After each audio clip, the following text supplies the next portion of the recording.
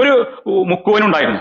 ആ മുക്കുവന് നല്ല മത്സ്യം പിടിക്കുന്ന, വളരെ വീടൊക്കെ ശ്രദ്ധിക്കുന്ന നല്ലൊരു വ്യക്തിയായിരുന്നു. അങ്ങനെ അദ്ദേഹം ഒരു ദിവസം നല്ല ഒരു മത്സ്യം വലുത് കിട്ടിയപ്പോ അത് വിൽക്കാതെ തന്റെ വീട്ടിലേക്ക് കൊടുത്തയച്ചു. ഭാര്യ ആ മത്സ്യം തുറന്നു നോക്കിയപ്പോ അതിൽ ഒരു മുത്ത് കണ്ടു, ഒരു തിളക്കം കണ്ടു. അപ്പൊ തിളക്കം കണ്ടപ്പോ അതൊരു മുത്താണ് എന്നുള്ളത് വ്യക്തമായി. അങ്ങനെ അത് പുറത്തേക്ക് എടുത്തു. വൈകുന്നേരം ഭർത്താവ് വന്നു, ഇങ്ങനെ ഒരു സംഭവമുണ്ട്, ഞാൻ അതവിടെ മാറ്റി വെച്ചിട്ടുണ്ട്, എനിക്ക് തോന്നുന്നു അതൊരു വില കൂടിയ മുത്താണ് എന്ന്, നിങ്ങൾ നമ്മുടെ അടുത്ത പ്രദേശത്തുള്ള ആ കച്ചവടക്കാരന് പോയി ഇതൊന്ന് കാണിച്ചു കൊടുക്കൂ എന്ന് പറഞ്ഞു. കച്ചവടക്കാരന്റെ അടുത്ത് വന്ന് ഈ മുത്ത് കാണിച്ചപ്പോ കച്ചവടക്കാരൻ പറഞ്ഞു, ഇതെടുക്കാനുള്ള സമ്പാദ്യവും അത് തരാനുള്ള പ്രതിഫലവും എന്റെ ഷോപ്പിലില്ല, ഇത് വില കൂടിയ മുത്താണ്, ഇതിന് ഞാൻ നിനക്കൊരു വഴി പറഞ്ഞു തരാം, പട്ടണത്തിലുള്ള ധനികനായ ഒരു മുത്ത് കച്ചവടക്കാരുണ്ട്, അദ്ദേഹത്തിന്റെ അടുത്തേക്ക് പോകൂ എന്ന് പറഞ്ഞു. അങ്ങനെ അദ്ദേഹം ആ മുത്ത് കൊണ്ട് പിറ്റേന്ന് രാവിലെ നേരെ ഈ പട്ടണത്തിലേക്ക് ചെന്നു. പട്ടണത്തിലേക്ക് ചെന്ന് ഈ മുത്ത് കാണിച്ചു കൊടുത്തപ്പോ അദ്ദേഹം പറഞ്ഞു, ഈ ഇരിക്കുന്ന മുത്തുകളൊക്കെ തിരിച്ചു നൽകിയാലും ഇതിന് പ്രതിഫലമായി തീരില്ല, കാരണം ഇത് എടുക്കാനുള്ള സമ്പത്ത് എന്റെ കൈവശവുമില്ല, പക്ഷെ നിനക്ക് ഞാൻ ഒരു വഴി പറഞ്ഞു തരാം എന്ന് പറഞ്ഞു. അപ്പോ പിന്നെ കച്ചവടക്കാരൻ പറഞ്ഞു കൊടുത്തു, നമ്മുടെ രാജാവിന്റെ അടുത്ത് ചെന്നാല് ഇതിനൊരു പരിഹാരം ഉണ്ടാവും, നമുക്കാർക്കും ഇത് എടുക്കാനുള്ള സാമ്പത്തിക ശേഷി ഇല്ല എന്ന്. അങ്ങനെ ഈ രാജാവിന്റെ അടുത്തേക്ക് പിറ്റേന്ന് രാവിലെ ഈ മുത്തുമായി പോവുകയാണ്. അങ്ങനെ മുത്തുമായി പോയി രാജാവിനെ കണ്ടു, തൊഴുതു, രാജാവിന്റെ അടുത്തേക്ക് ഇരുന്നു, കാര്യങ്ങൾ വിശദീകരിച്ചു. ഇങ്ങനെ എനിക്ക് കടലിൽ നിന്ന്, ഞാനൊരു മുക്കുവനാണ്, കടലിൽ നിന്ന് മത്സ്യം വലുത് കിട്ടിയപ്പോ എന്റെ ഭാര്യയ്ക്ക് കിട്ടിയതാണ്, 2 കച്ചവടക്കാരെ കാണിച്ചു, 2 ആൾക്കും ഇത് എടുക്കാനുള്ള സാമ്പത്തിക ഭദ്രത ഇല്ല, അവര് നിർദ്ദേശത്തിന്റെ അടിസ്ഥാനത്തിലാണ് ഞാൻ അങ്ങയെ കാണാൻ വന്നത് പറഞ്ഞു.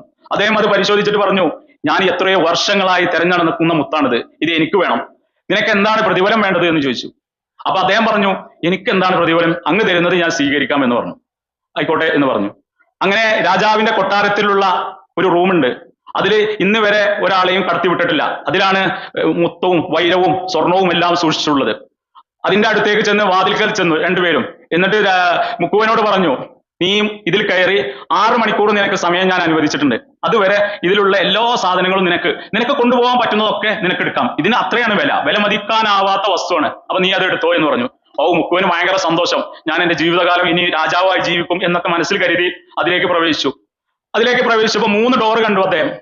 ഒന്ന് വിഭവങ്ങളുള്ള നല്ലൊരു ഭക്ഷണമുറി, നല്ല നമ്മുടെ ജീവിതത്തിൽ നമ്മൾ കാണാത്ത, രാജാവിന്റെ കൊട്ടാരത്തിലല്ലേ എന്ത് വേണമെങ്കിലും കഴിക്കാൻ പറ്റുന്ന രീതിയിൽ ടേബിൾ ഇഷ്ടം പോലെ ഉണ്ട്.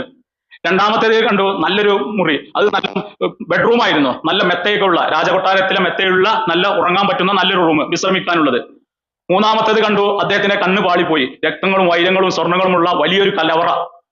അപ്പൊ തനിക്ക് പറ്റാവുന്നതൊക്കെ 6 മണിക്കൂർ കൊണ്ട് തിരിച്ചെടുക്കാമെന്നാണ് രാജാവ് പറഞ്ഞിട്ടുള്ളത്. അദ്ദേഹം ആദ്യം എന്ത് ചെയ്തു എന്ന് നോക്കിയാല്, ഭക്ഷണം കഴിച്ചിട്ടാവാം എല്ലാം എന്ന് കരുതി നേരെ ഭക്ഷണം കഴിക്കുന്ന ആളിലേക്ക് ചെന്നു. അവിടെ ഇരുന്ന് തനിക്ക് എന്റെ ജീവിതത്തിൽ, താനൊരു മുക്കുവനല്ലേ, ഇന്ന് വരെ കഴിച്ചിട്ടില്ലാത്ത രുചികരമായ പല വിഭവങ്ങളും അദ്ദേഹം ആസ്വദിച്ച് കഴിച്ചു. 1.5 മണിക്കൂർ 2 മണിക്കൂർ അതിനെടുത്തു. അതിനുശേഷം അദ്ദേഹം ഇങ്ങനെ ആലോചിച്ചു, 6 മണിക്കൂർ സമയമുണ്ട്, 1 മണിക്കൂർ റെസ്റ്റ് എടുത്തതിന് ശേഷം നമുക്ക് എന്ത് ചെയ്യാം, ഈ സ്വർണവും രക്തങ്ങളും മുത്തുകളും ഉള്ള റൂമിലേക്ക് പോകാം എന്ന് കരുതി.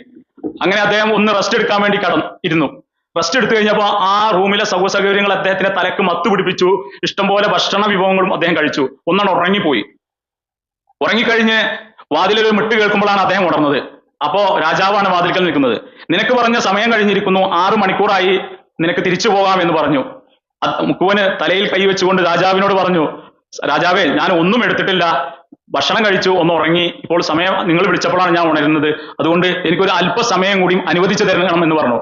രാജാവ് പറഞ്ഞു, എടാ മണ്ട മുക്കുവ, നിനക്ക് 1 നിമിഷം പോലും ഇനി സമയം അനുവദിക്കാൻ പറ്റില്ല, കാരണം നിനക്ക് ഞാൻ 6 മണിക്കൂർ സമയം അനുവദിച്ചു തന്നു.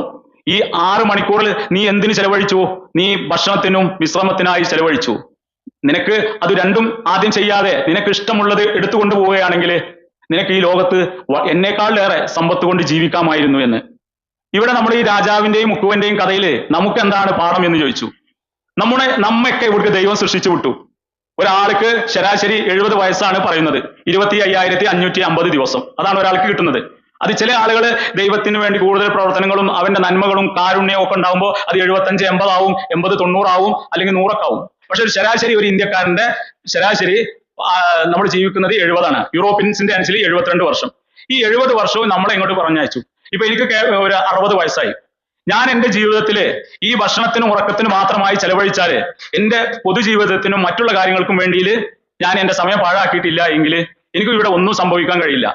അതുപോലെ തന്നെയാണ് നമ്മുടെ ഈ കൂട്ടത്തിലുള്ള ആളുകളൊക്കെ ഭക്ഷണത്തിനും വിശ്രമത്തിനും മാത്രം സമയം കണ്ടെത്തുകയും നമുക്ക് ദൈവം നൽകിയ ഈ അനുഗ്രഹത്തെ, ഈ ജീവിത രീതിയെ, ഇതിന്റെ സമയത്തെ നമ്മൾ മുഖവിലക്കെടുക്കാതെ നമ്മൾ ജീവിച്ചാല് നമുക്ക് രാജാവിന്റെയും മുക്കുവന്റെയും കഥ രീതിയിൽ ആയിരിക്കും. നല്ല ഉറക്കം കിട്ടും, നല്ല ഭക്ഷണം കിട്ടും. അതേ സമയത്ത് മറ്റുള്ള സമ്പാദ്യങ്ങളിലേക്കൊന്നും നമുക്ക് തിരിയാൻ സമയമുണ്ടാവില്ല. അപ്പൊ ഓരോ മനുഷ്യനും കിട്ടുന്ന സമയം അത് ഒരാൾക്ക് വേണ്ടിയിട്ടും ഈ സമയം 24 മണിക്കൂർ എന്നുള്ളത് എനിക്കും നിങ്ങൾക്കൊക്കെ ഒരേ രീതിയിൽ തന്നെയാണ്. അത് വിദേശത്തായാലും നാട്ടിലായാലും ആ മിനിറ്റിന്റെ സൂചി തിരിച്ച് ഇങ്ങോട്ട് ആർക്കും വരാറില്ല.